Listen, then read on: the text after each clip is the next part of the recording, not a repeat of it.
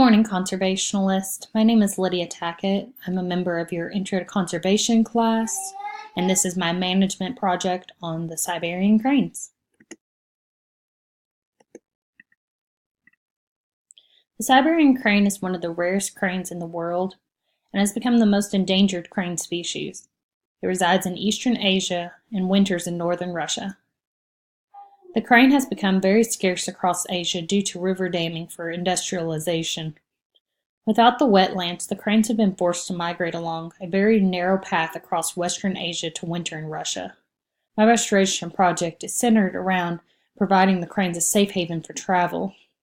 Another consistent problem that has come from the damming of the wetlands are hunters are able to capture the cranes much easier than they used to be.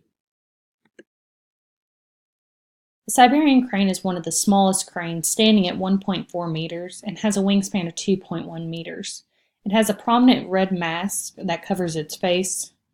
Another feature that the crane possesses is it has a serrated bill, which is used to catch slippery fish.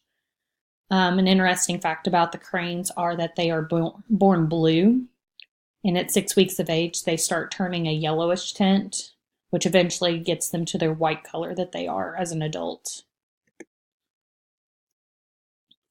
Cranes have been known to live up into their 60s within captivity, and there has even been a record of a Siberian crane living to 82 years old.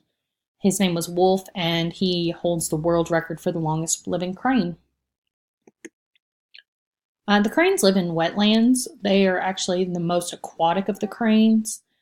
They live within the tundra most of their lives, and they make a seasonal journey to Asia to mate and hatch, which lasts about 5 months out of the year. The crane's main ecosystem value is that they eat native fish. During the spring and summer months, the Siberian crane will travel to Asia for mating.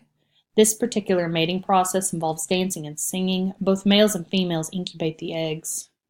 The cranes are not a very social bird. They tend to want to be left alone, and their mating process actually lasts for about a month before the eggs are even begun. The cranes are not very social birds, like I said earlier.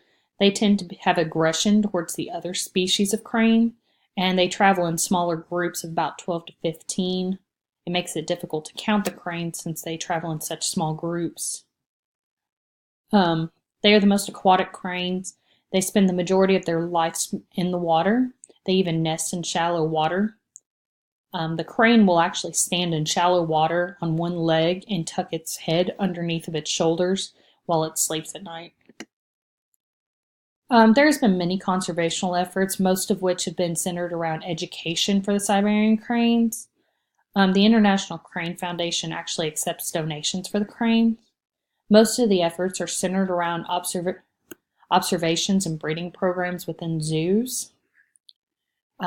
There's been effort to stop the damming of Asia, but they've gotten little results out of that.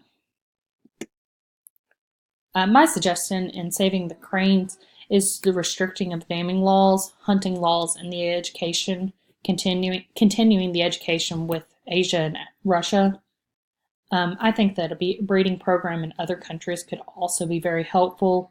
If we make the crane a more worldly animal, then more people would gather for the conservational effort.